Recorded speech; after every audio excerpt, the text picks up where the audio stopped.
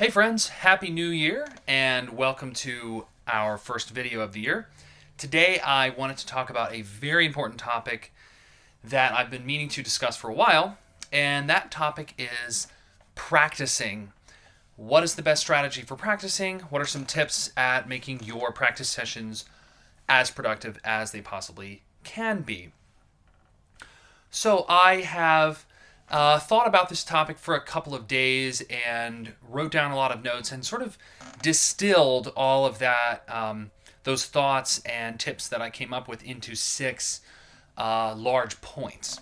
And I have my instrument with me because for some of the points I'm going to demonstrate what that strategy might actually look like, with a selection of music. Some of them are more mental though, so let's dive right in with the first and I think the most important point for today's lesson about practicing. And that is, when you are practicing, always set a goal for yourself before you begin any particular section of your practicing. Now, there are three adjectives that I want you to keep in mind when you are setting this goal. Number one, the goal needs to be realistic. So the goal shouldn't be something like, play this large piece perfectly on the first try up to tempo. That's not a realistic goal. And it shouldn't be, on the first try, I'm going to perfectly imitate the tone of this great master, maestro of my instrument. No. It should be something where you pick one variable and one section of a piece. So, for example, I'm going to play measures 3 through 5 with the correct notes and rhythms. That's a good goal, right? And that gets me to the second adjective. The goal needs to be specific. So you don't want to say, well, I'm going to play the piece better, or I'm going to play it faster, or, I'm going to do more ornaments. I mean, those are not specific enough. If you're going to do ornaments, decide which ones you're going to do and in which places. If you're going to play the piece, quote, better, decide what you need to improve. If you're going to play it faster, decide exactly how much faster and stick to that tempo. So we have realistic and specific. And thirdly, productive. Of course, there are goals that are achievable, aka realistic, and very specific, but that aren't necessarily taking you in a musically productive direction. So, for example, all kinds of silly things, could come to mind. Play the piece in the wrong key, or specifically, play all the notes incorrectly or something like that. Something that's realistic and specific but doesn't help the piece at hand to actually sound better. So, I'm going to just do a couple of examples. Let's say I'm working on this tune. It's an Irish tune, an Irish jig. It's called The Frost Is All Over.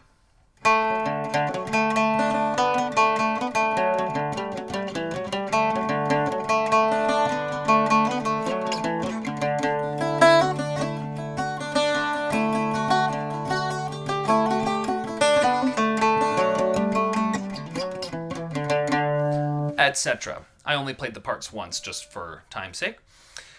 So let's assume in this scenario I already know the melody of the tune. So of course, learning the melody would be an entirely different process. But let's say I already know the melody and I'm just trying to get it under my fingers. So I'm trying to practice it so that I can confidently play this tune at a session. What's an example of a realistic goal that I might start with?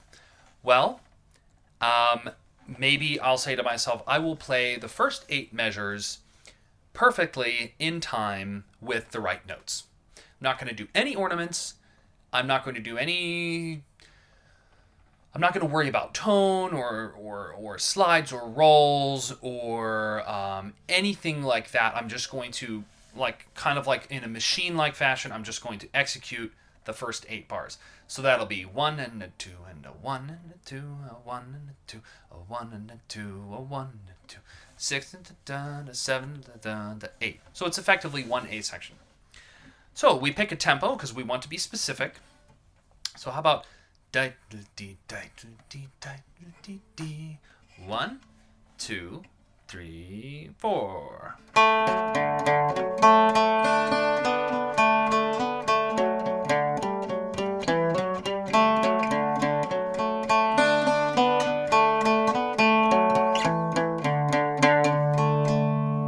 And there's the end of my 8-bar phrase. Did I play 8 bars? Yes, I did. So I know that seems kind of obvious and kind of boring and maybe a bit simple, but be honest with yourself. When you practice, do you actually give yourself realistic, specific assignments, or do you just kind of pick a tune and noodle around with it until you get bored or until it seems too hard, and then you go get a drink of water, and then you come back and do whatever else? And don't get me wrong, that can be great, that can be fun, but to really make progress, you need to have a realistic, specific, productive goal. And that brings me to my second point, which is related to the first point. The second point is a really useful technique, and I call this technique divide and conquer. Of course, I'm not the first one to use that phrase. That phrase is very well known in many other areas of life, not just music. And of course, it means exactly what you think it means. If you're looking at a selection of music and you find it's too daunting, you find that you're making too many mistakes, divide the section into smaller parts. Try to find logical dividing points to do so, and then practice each of those separately. And once you have those down, you can go back and recombine them and try the whole section. One tip that I like to include that you may not have heard before is when I divide and conquer, I always use overlapping sections. So let's say you are looking at 8 bars of music. You're not able to play the first 8 bars without mistakes.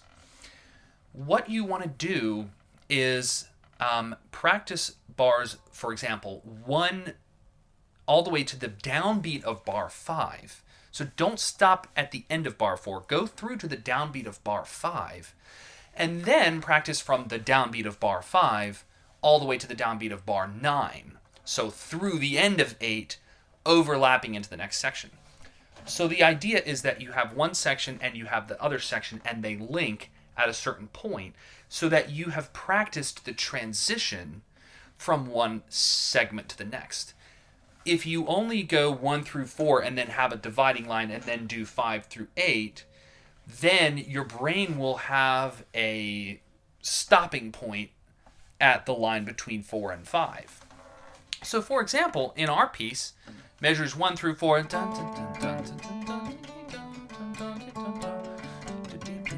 that would be measures 1 through 4. But we need to go all the way to the downbeat of the next measure to make that productive. So let's say we're doing divide and conquer. We would go measure 1, 2, 3, 4, 5. And we make sure that we can correctly execute the downbeat of measure 5, because that will be the very note that we start on when we do the next segment. Now let's say I've just mastered from 1 to the downbeat of 5. Now I start on the downbeat of 5 and go through to 9. Well, in this case, 9 will actually be 1 because there's a repeat sign at the end of 8. So measure 9 will be effectively the same as measure 1. So then I would go.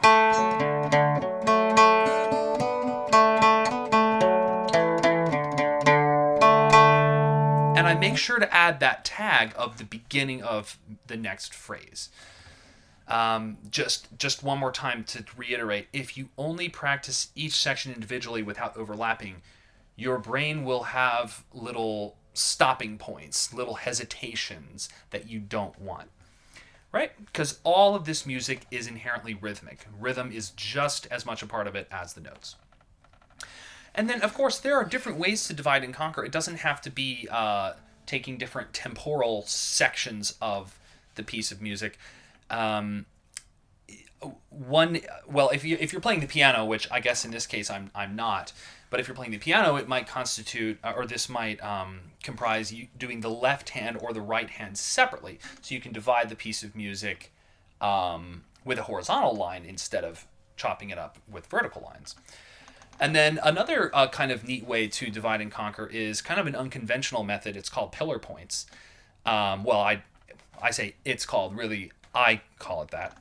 And this is basically choosing, for example, downbeats only and seeing if you can execute those. And this, of course, is only relevant if you're keeping yourself to a strict tempo. And this can be good for making sure that you have a good mental map of the tune. So, for example, in our tune, I could maybe play the downbeat of each measure only and leave the other notes out as rests. So,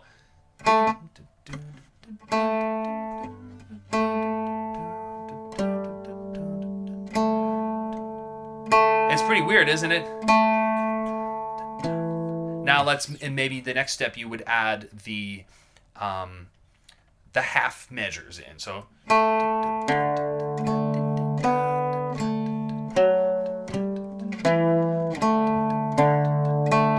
is a good way to make sure you understand the tune.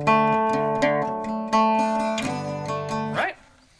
So I've talked about that in other videos. That when the piece is really, really simple, that can seem kind of silly.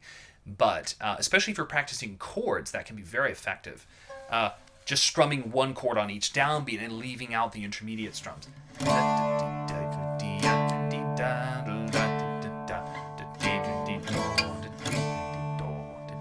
Just to make sure you have the gist of the tune, right? So that's point number 2, divide and conquer. My third piece of advice is whatever you're doing, whatever section you're working on, whatever your goal is, make sure that you are actually doing it perfectly. And I know that some people react kind of negatively to words like perfect or perfectly. What I mean by that is set a goal for yourself and make sure that you are meeting that goal. I don't necessarily mean play it perfectly by outsiders' standards or compared to some other players that you know, but just give yourself a goal and make sure that you are actually meeting that goal. So that's what I mean by practice perfectly. I don't mean that you have to sound professional or polished, but just make sure that you are actually executing to 100% of your ability, whatever you give yourself to do. And the main way you're going to be able to do this is typically by slowing the tempo down. So this is kind of the subheading under practice perfectly. The subheading is slow the tempo down. So many times I have noticed people, practicing their trad tunes or other styles of music, and they simply are playing too quickly to be able to really solidify any notes or techniques, because they have the tune in their head at a quick pace. They can think the tune that fast, and so they feel like they should be able to get their fingers to follow along that fast, and that's just simply not always the case. So, for example, maybe I'm starting this tune, and it's starting to get kind of messy, right? I'm hearing extra pick noises. Some of the notes aren't sounding cleanly. Maybe I jumble around some of the notes and have to kind of BS my way through a passage or whatever. Slow the tempo down to a point that you know you can get it 100% correct.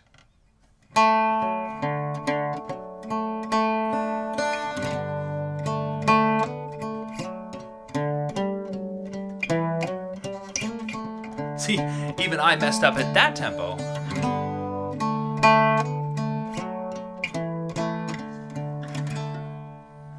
Of course, my sweater got caught there on something. I want to share with you a story that my piano professor shared with me in my college years. So my piano professor, he one time went to a master class with the great pianist Vladimir Horowitz. And apparently, so there's a group of undergrads gathered around this great maestro, among them my teacher. This was way back in the day, 60s probably. And apparently Horowitz was basically just practicing. That was the demonstration, is he was just practicing a piece. And apparently he would play one note, and there would be this long wait. And the students, were like, what is this guy doing? And then the next note would come. And then so on and so forth. Because on every single note, Horowitz was basically trying to make sure that every single thing about his posture was relaxed, was perfectly aligned, that there was no tension in the finger, there was no tension in the wrist, that there was no tension in the shoulder, in the back, any of this stuff. And he was listening to the tone of the piano to make sure that it was exactly what he wanted. And only then, when he felt that relaxation and everything was in its perfect place sonically and physically, would he even think about playing the next note. Now, that's a very extreme level, and that's maybe a level that you want to be at if you aspire to be the next Horowitz. Now, if you just aspire to be, competent at your next session, maybe you don't need to do that, but you do need to slow things down. So pick a tempo where you are actually executing the passage correctly and perfectly. And if you are still making mistakes, slow it down even more. Oftentimes, the best tempo for practicing is much slower than you think. And this is a lesson that I still struggle with myself, but I know that it's true. Because we're so impatient. We want to jump ahead to the next level. But it's always more productive to go slower. And I'll say one more thing on this topic. When you are going more slowly, you have time to think about other aspects of music making that we often forget about because we're so focused on playing the right notes. Like, for example, releasing tension from the hand, from the arm, from the neck. Right? That's actually an entire art in and of itself, is the art of being able to actively release tension from your muscles. And that's a very important part of music making. Or maybe something you could focus on would be sustain, right? The amount of legato you're getting. So, for example, on this instrument,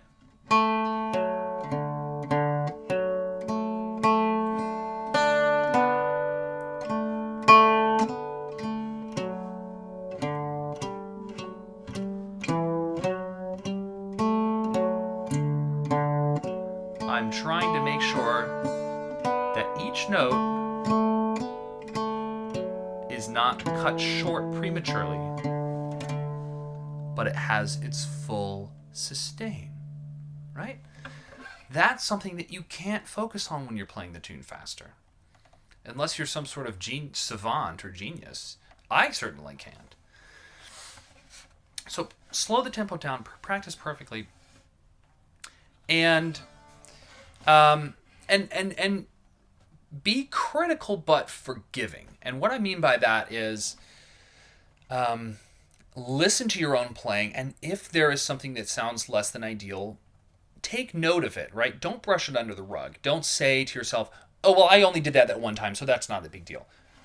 No, I mean, if you made a mistake, there probably is a reason. And the reason isn't that you're not talented or that you're not capable or that you're anything negative. There's probably a physical reason.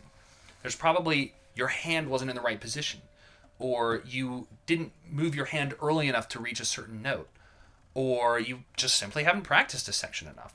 So be critical but forgiving. So in other words, don't blame yourself. Don't say, oh, I'm no good. But notice those mistakes and think about, why am I making that mistake? There's probably a really good reason behind it. And it's not, oh, I'm dumb, oh, I'm stupid. It's that, maybe I need to slow this part down, right? And then on that same topic, now I'm on number 4, which I effectively just touched on, but I'm going to sort of rephrase it and what's the word? I can't think of the right word. Oh my gosh. Expound. There we go. Expound on it. And that is, my fourth tip is, if you're making mistakes, change something on your next approach. If you're making mistakes, don't just do it again. Change something. Now, that's very broad. It could be take a breath, relax, change your state of mind. That counts. It could be change the tempo, like I said before. It could be change the selection of music, divide and conquer, like we said in point 2. It could be change the goal. Maybe the goal is no longer to play all the notes and the rhythms, but it's just to get all the notes. So, for example, maybe you just simply cannot get the sequence of notes right, and so you need to just get rid of the rhythm and just make absolutely sure that you know exactly what notes are in what order. Or maybe you want to practice your rhythm without the right notes.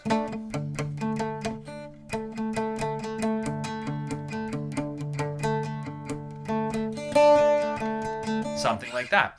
So change something.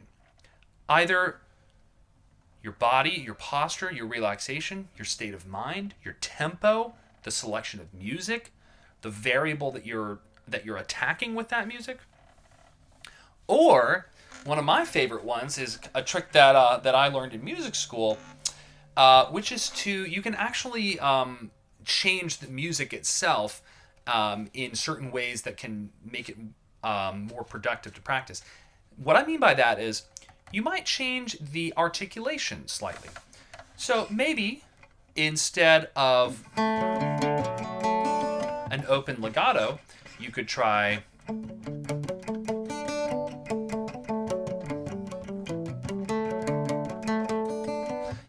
a more closed sound. Or maybe with this hand, let's just say you're picking a plectrum instrument. Maybe you could do all downstrokes.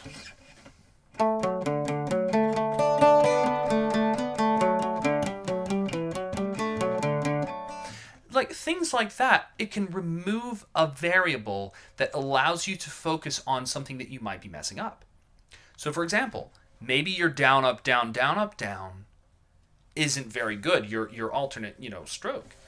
And so then if you go all to downs and all of a sudden you're playing perfectly, that tells you that it wasn't your left hand, it wasn't this hand that was messing you up, it probably was this hand. So changing articulations and changing your approach can help to isolate a variable. It's just like the scientific method, right? When you're doing a science experiment, you can't test for two dependent variables at the same time. You have to control everything except one and then see how that changes, and then the relationship between whatever you're doing and that variable. So maybe you go all downstrokes,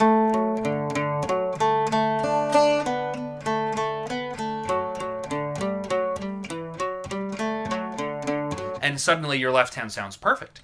That tells you that you needed to work on this, right? So if you're making mistakes, change something.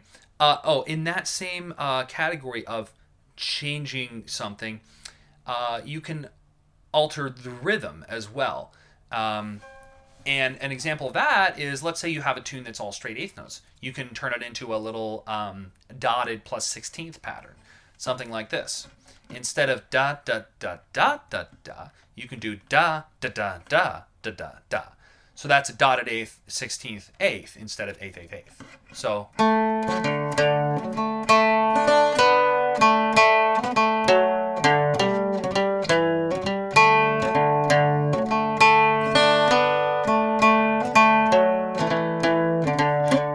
Right?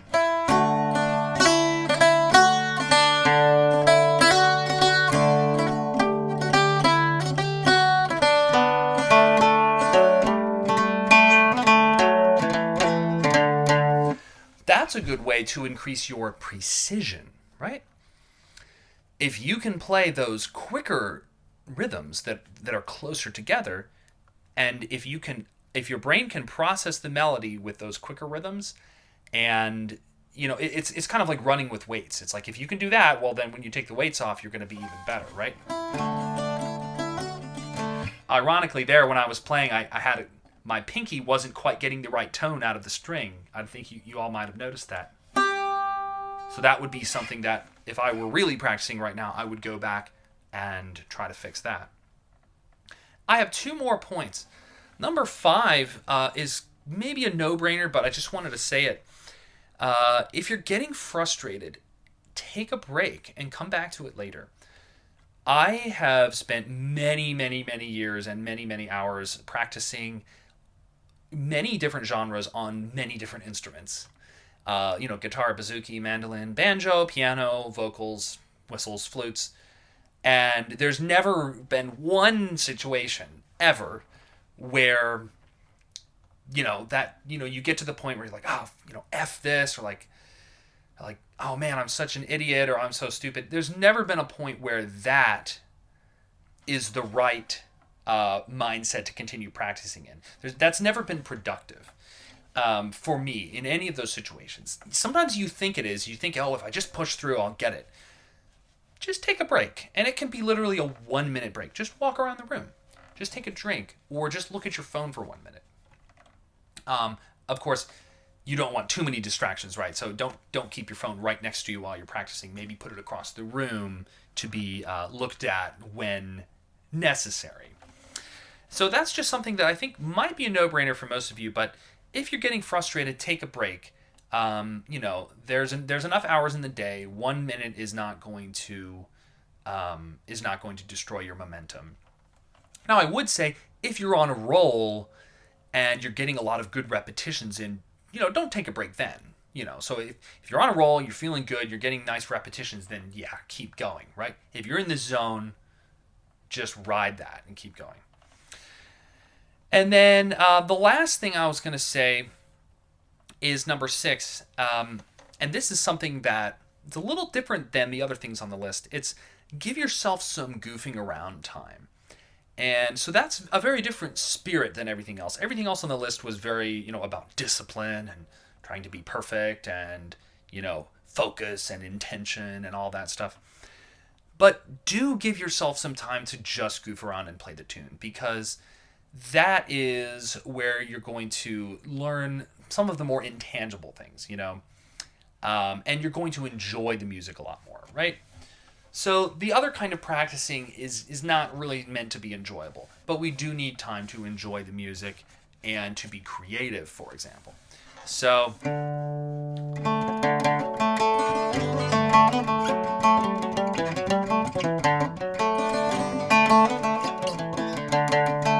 try stuff.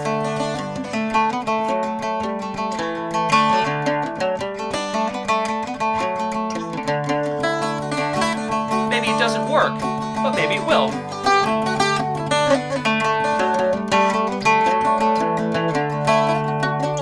Whoops, right?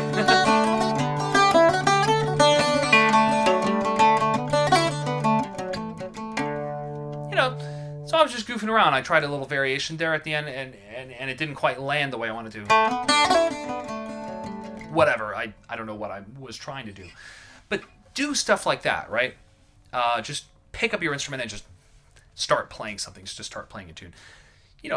10, 15, 20 minutes of that is not a bad way to start out a session. And then maybe that will help you pick what you actually feel like you need to really focus on and use these techniques to try to improve. The last thing I'll say, which I meant to say earlier in one of the other subheadings, maybe let's actually make this number 7. Let's make this number 7. Repetition of the correct musical phrase is what is going to teach your brain and your hands to execute the music correctly.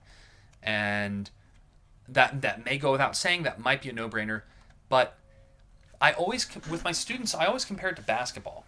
So, for example, sometimes my students will play a selection incorrectly 8 times in a row, And then they play it correctly once. And then they say, do I get a check? Do I get an A plus? Do I get to move on? And I say no.